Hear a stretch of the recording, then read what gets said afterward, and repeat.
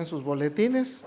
Ahorita que cantábamos el himno que recién terminamos, hay una parte que llamó mucho mi atención y mencionaba el himnólogo, dice: y así el hogar será un Edén, si Cristo es Rey del corazón.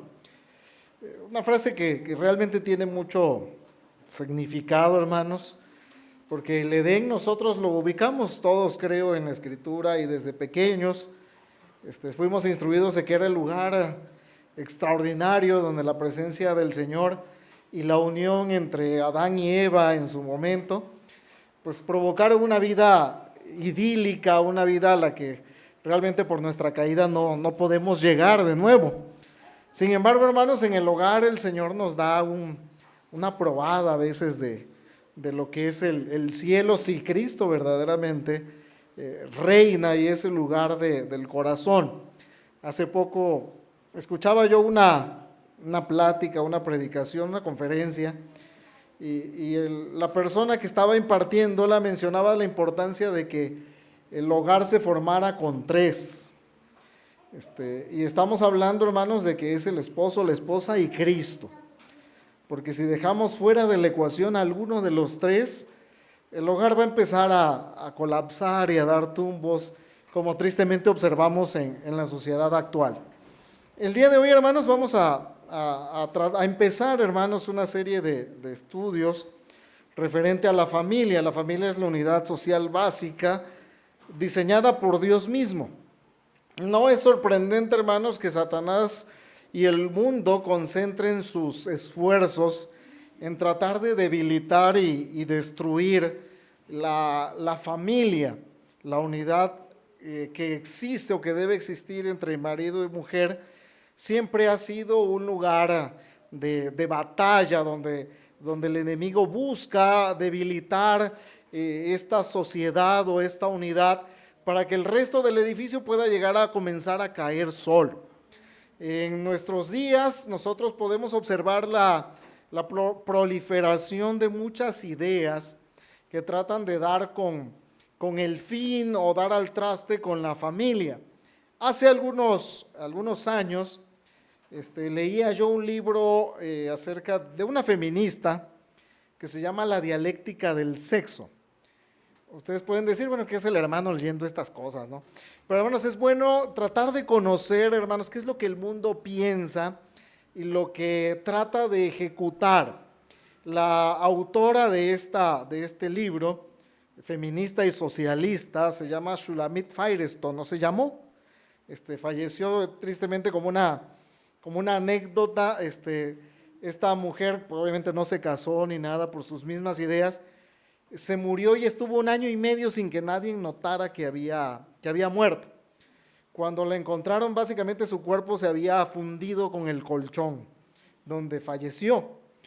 Y una de sus ideas, que me permito tomar esta cita de ese libro, dice de la siguiente manera: a menos que la revolución arranque de cuajo la organización social básica, la familia biológica, el vínculo a través del que la psicología del poder puede siempre subsistir clandestinamente, el germen parasitario de la explotación jamás será aniquilado.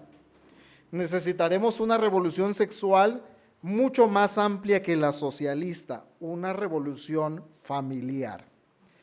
Hay que decir que además esta mujer, en una cita que ya no me atreví a escribir, abogaba por la pedofilia, el matrimonio entre un adulto y un niño, literalmente.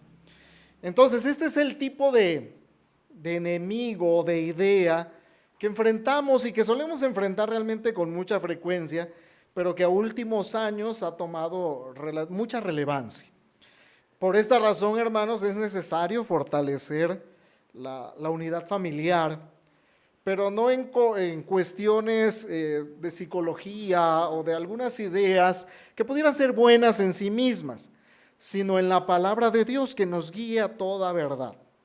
Entonces, hermanos, a través de estas cinco estudios que tendremos en los siguientes domingos, si el Señor nos da vida, procuraremos, hermanos, a la luz de la Escritura, hermanos, encontrar la fortaleza, hermanos, para, como dice el apóstol Pablo, corregir lo que esté deficiente y poder nosotros, hermanos, caminar hacia una familia sólida en Cristo. El día de hoy, hermanos, vamos a tratar de comenzar respondiendo una sencilla pregunta. ¿Somos bendición en nuestro hogar? Y esto, hermanos, lo vamos a ver en dos subtemas muy sencillos. Vamos a ver la nutrición en nuestra familia y después veremos cómo podemos crecer, ser bendición a través de ser sensibles. Vamos a comenzar, hermanos, con nutriendo a nuestra familia. Esta es una manera en que podemos saber si somos de bendición. Y si de alguna manera no lo estuviésemos siendo, hermanos, la palabra del Señor nos invita a dejar quizás lo que estemos haciendo mal para poder enfocarnos en lo que Él nos manda en su palabra. Vamos a enfocarnos en este punto, en la nutrición de la familia, particularmente en los que el Señor les ha permitido ser la bendición de ejercer la posición de liderazgo, particularmente los padres. Esto no significa que los jóvenes o los niños no presten atención. Finalmente el Señor nos va a permitir también evaluarnos a todos a la luz de la Escritura. Y si quizás no estamos casados o estamos muy jóvenes todavía, no estamos pensando en eso, es necesario ver también si nosotros estamos siendo bendición nutriendo a nuestra familia. Y lo vamos a ver en dos áreas principales, tocante al área espiritual en primer lugar, y después lo veremos tocante al estado exterior de tu familia. Hace algunos minutos veíamos con los jóvenes una pregunta del Catecismo Mayor de Westminster referido al quinto mandamiento. Y el quinto mandamiento enfoca, entre otras cosas, el deber de los superiores con respecto a sus subordinados. En este caso sería el deber de los padres con respecto a sus hijos. ¿Cómo nos llama la palabra de Dios, en primer lugar, tocante al área espiritual, a nutrir a nuestra familia? ¿Cómo podemos hacerlo? John Bunyan, el escritor del Progreso del Peregrino, tiene otro libro muy bonito y muy pequeño, de 20 y tantas páginas, que se llama Deberes Familiares. Y en ese libro escribe lo siguiente: para poder nutrir a tu familia debes ser diligente y sobrio, haciendo lo máximo para aumentar la fe donde ya la hay y para iniciarla donde no la hay. Veamos 4 puntos principales para buscar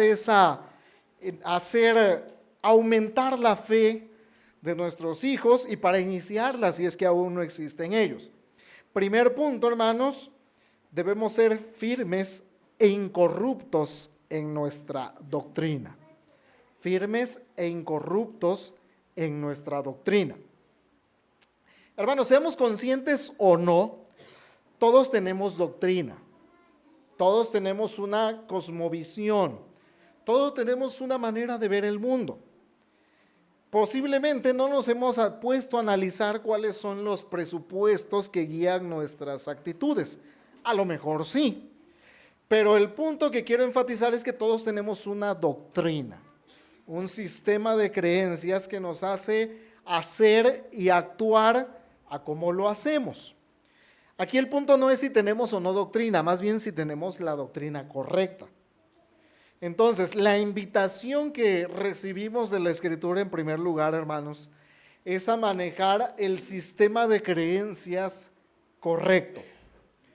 Estamos en un mundo muy relativo, muy relativista, donde seguramente hemos escuchado en más de una ocasión a las personas decir: esa es tu verdad, pero yo tengo otra verdad. Tal cosa, hermanos, es imposible. La verdad es verdad en donde sea y no es negociable. El punto aquí, hermanos, es que nosotros podamos, hermanos, anclarnos a la verdad. Y hay una pregunta aquí que resuena, que está en el Evangelio de Juan, de Pilato con respecto a Jesús. ¿Qué es la verdad?, le dijo Pilato. Entonces, eso es importante, hermanos, definirlo. ¿Qué definimos, hermanos, o qué sabemos que es verdad? Hay algo muy fácil, debemos ir a la fuente que dice la verdad y que no puede mentir. Y esa fuente es Dios mismo. y ha revelado, hermanos, su verdad, la verdad única que existe, la ha revelado en su palabra. Nos las ha dejado, hermanos, actualmente en unos tiempos de gran bendición y de gran refrigerio. La tenemos en nuestro idioma, la tenemos en más de una copia, incluso en nuestros hogares. Ahí está la verdad, hermanos, para que no andemos de huérfanos buscando conceptos quizás ajenos o extraños. Hermanos, si quieres nutrir bien a tu familia, debes anclarte en la verdad. Debes ser diligente en conocer la verdad, en estudiarla, en comprenderla. Porque si vamos a nutrir a alguien, si vamos a instruir a alguien, lo tenemos que hacer con conocimiento del tema.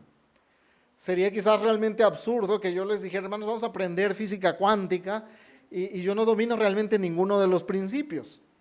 Vamos a, como dice el Señor Jesucristo, un ciego guiando a otro ciego, caeremos en un hoyo. Entonces, para poder, hermanos, nutrir a nuestra familia en este punto, debemos ser firmes e incorruptibles en nuestra doctrina.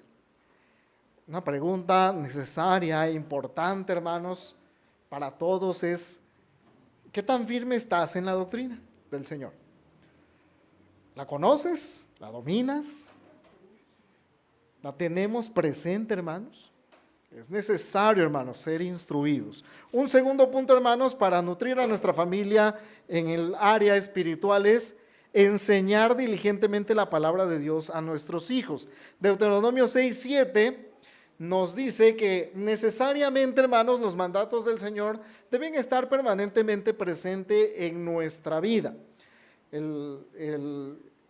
Moisés, al escribir este mandamiento bajo la inspiración del Espíritu Santo, nos dice que la instrucción era que ellos hablaran al estando por el camino, al acostarse, al levantarte, pero añade algo muy importante. Dice, habla de estas palabras, háblalas con tus hijos. Entonces, debemos ser diligentes en la instrucción de nuestros hijos, en la instrucción de la palabra de Dios.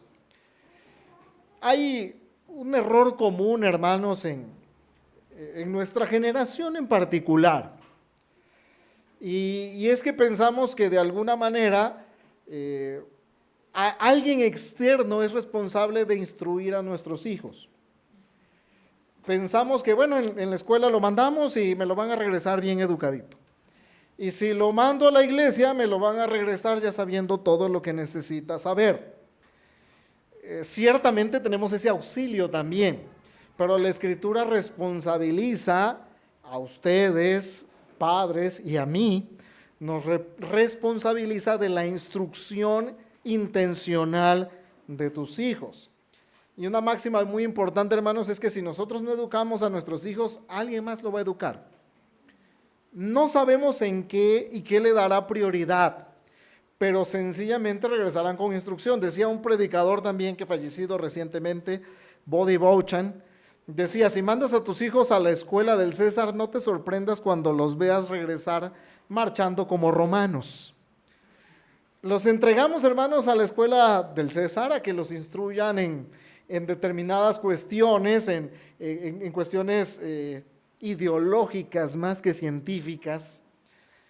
Y luego, hermanos, un fenómeno que se está dando en esta generación, los jóvenes ya no están perseverando en la iglesia.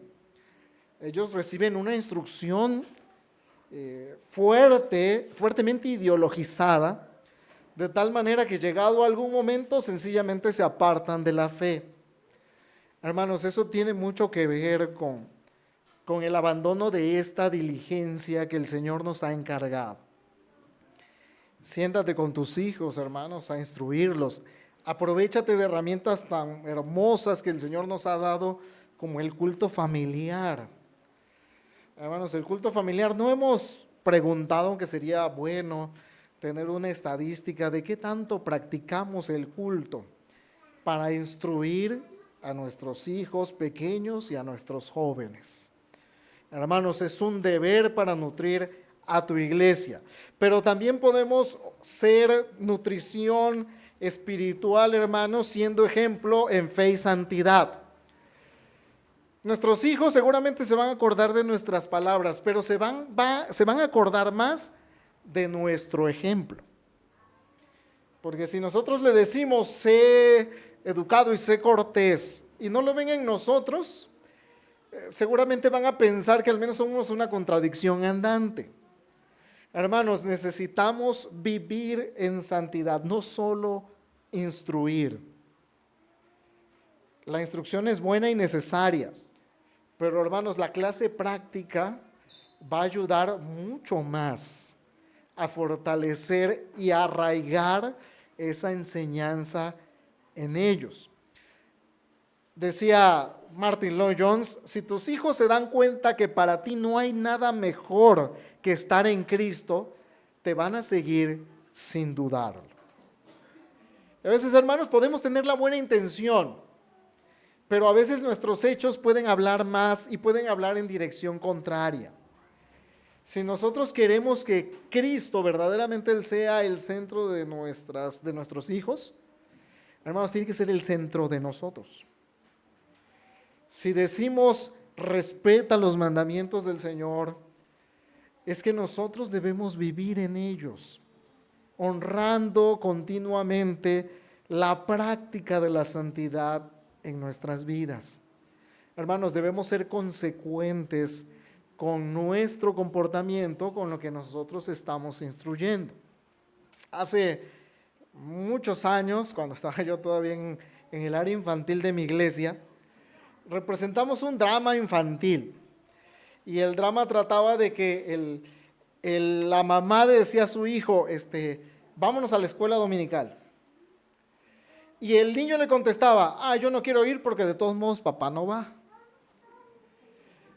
Entonces, fíjense, hermanos, cómo a veces nosotros podemos ser inconsecuentes porque queremos hijos íntegros en la palabra del Señor, cuando nuestra integridad realmente está bastante lejos. Entonces, hermanos, vivamos vidas piadosas, ejemplares, para aquellos que están bajo nuestra responsabilidad. Y finalmente, hermanos, otra manera de nutrir a nuestros hijos es tráelos a Cristo. En los evangelios encontramos el relato de cómo Jesús bendice a los niños. No dejemos pasar esta oportunidad. Exponlos continuamente a la doctrina del evangelio. Predícales intencionalmente las palabras que pueden salvar su vida. Que reconozcan que en ellos hay pecado y hay maldad y que necesitan de un Salvador.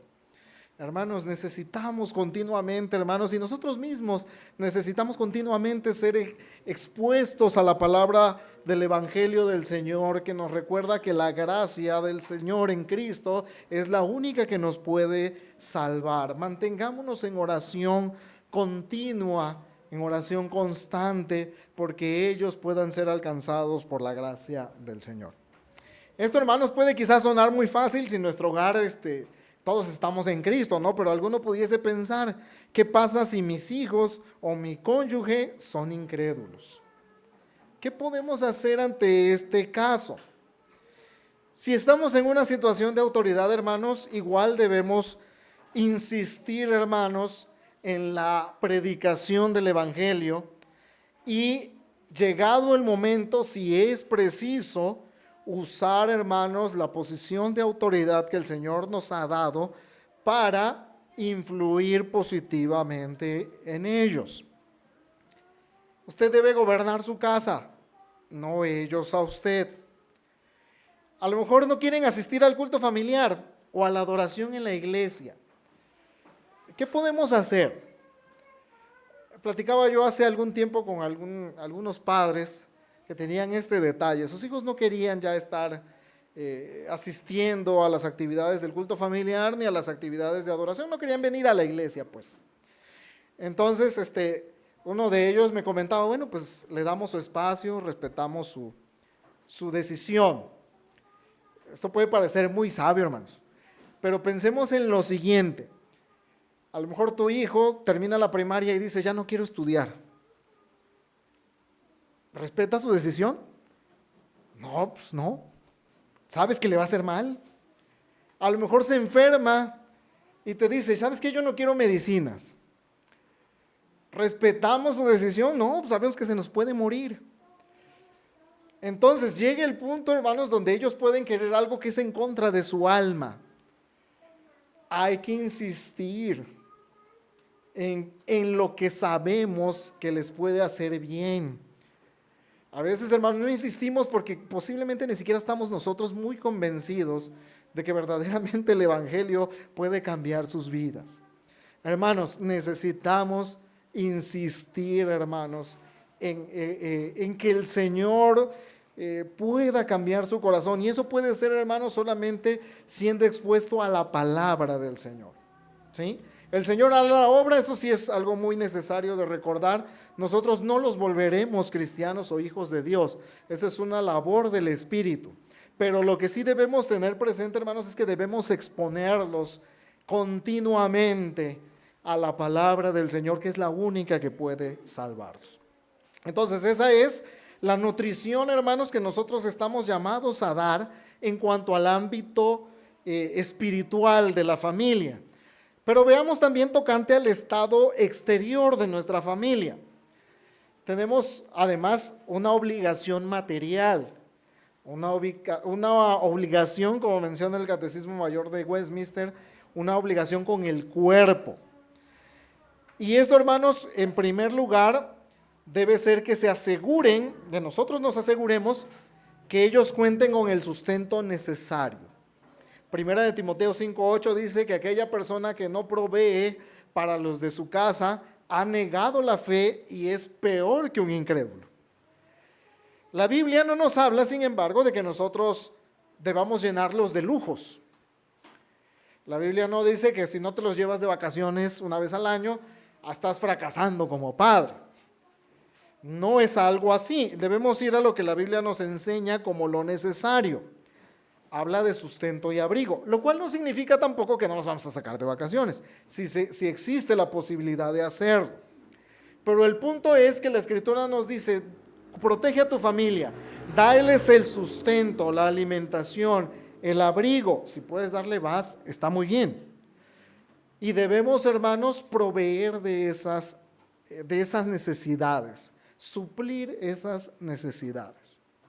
Hermanos, es necesario proveer y buscar esas cosas y enseñarles, de hecho, también que ellos deben esforzarse y trabajar por obtenerlas llegado el momento.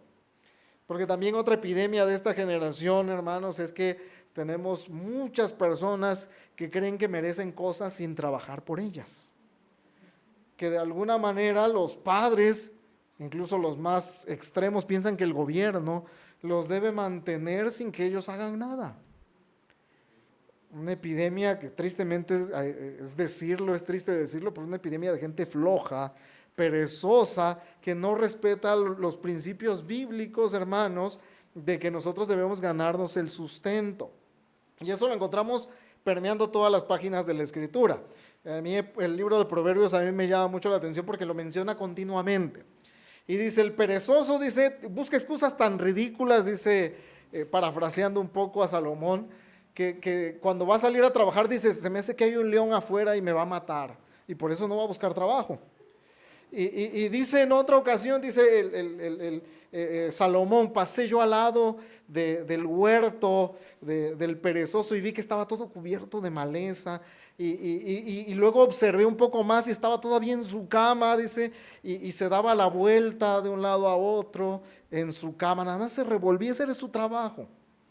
Entonces, hermanos, lo que la Biblia nos enseña, hermanos, es que debemos trabajar y debemos enseñar a trabajar, ¿sí?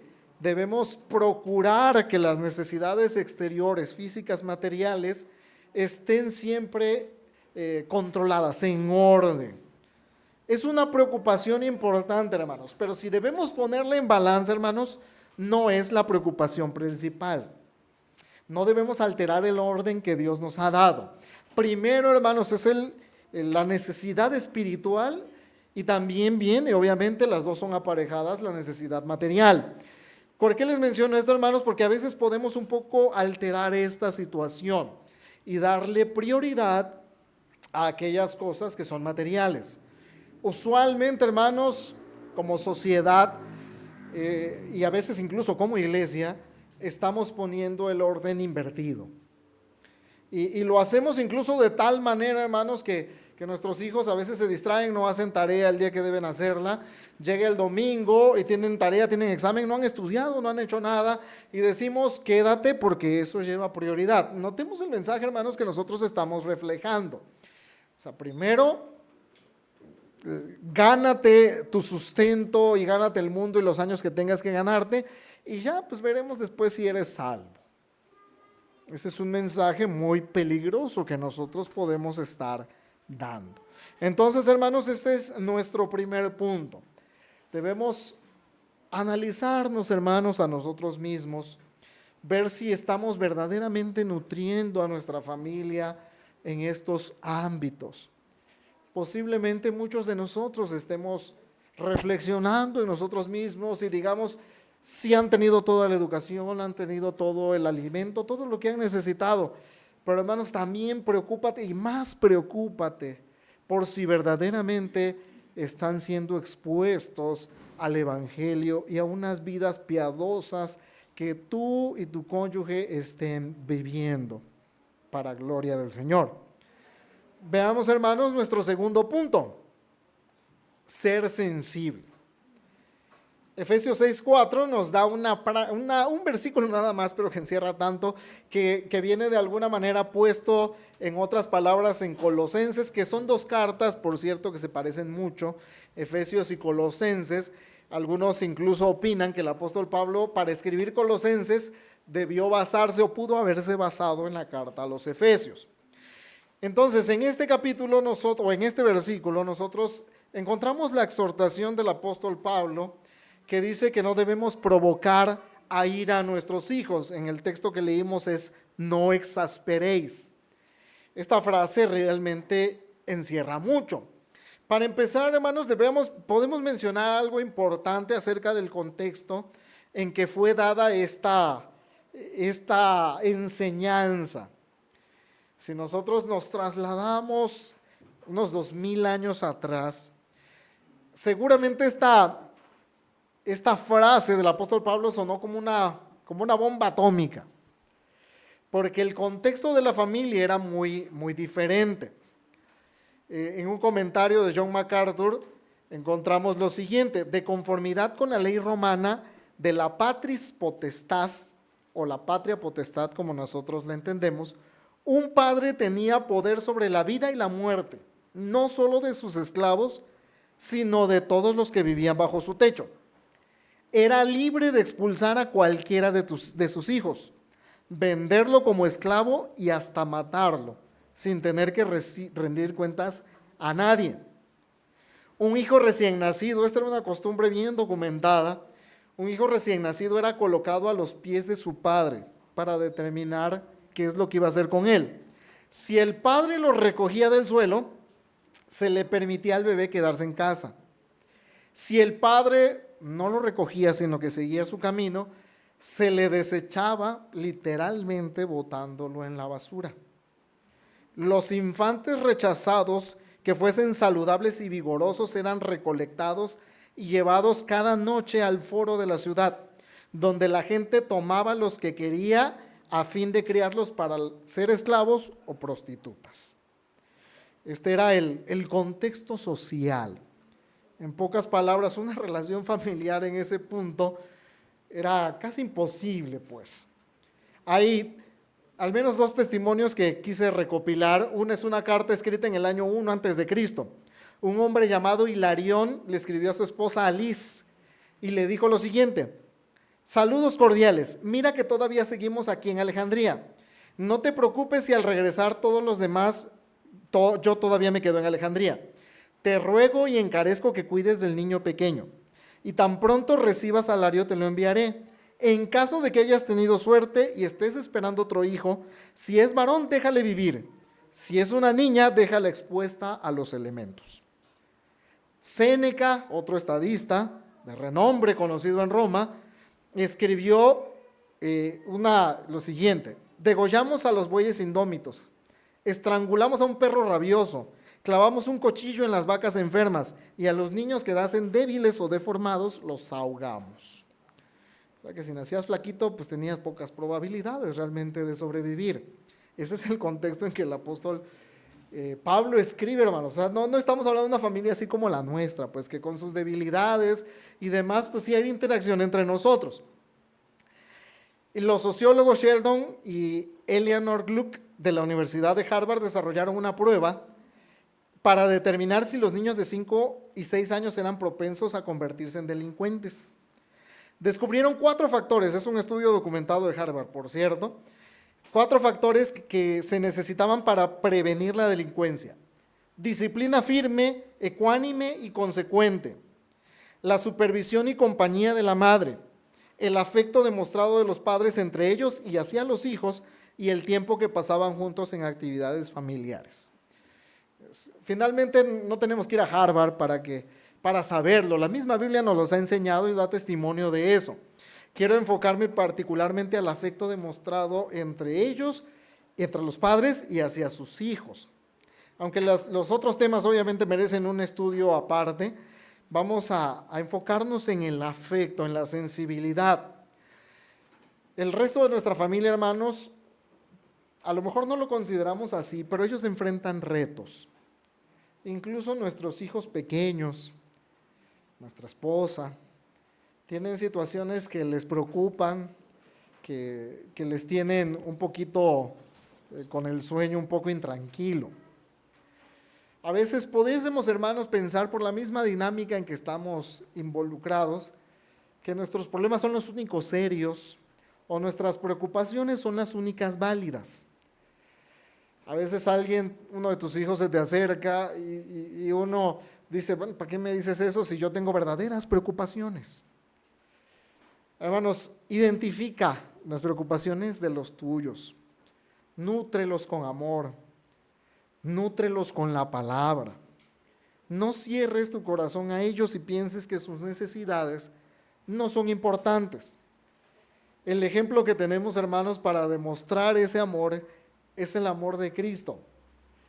Miren, hermanos, nosotros vemos al Señor Jesucristo particularmente en las últimas semanas de su ministerio público, y Él está pronto a ir a la cruz, hermanos, para expiar los pecados de su pueblo, pecados que Él no ha cometido. Miren, si eso no es una preocupación seria, pues yo no sé qué es, ¿no? Realmente eso es la más grande de cualquier preocupación que puedas llegar a tener, ¿sí? Y sin embargo, hermanos, vienen los discípulos a veces con algunas situaciones que rayan un poquito en lo cómico, ¿no? Nosotros vemos a Jacobo y a Juan, incluso su madre se involucra en este asunto y están debatiendo si ellos podrán sentarse uno a la derecha y otro a la izquierda, ¿sí?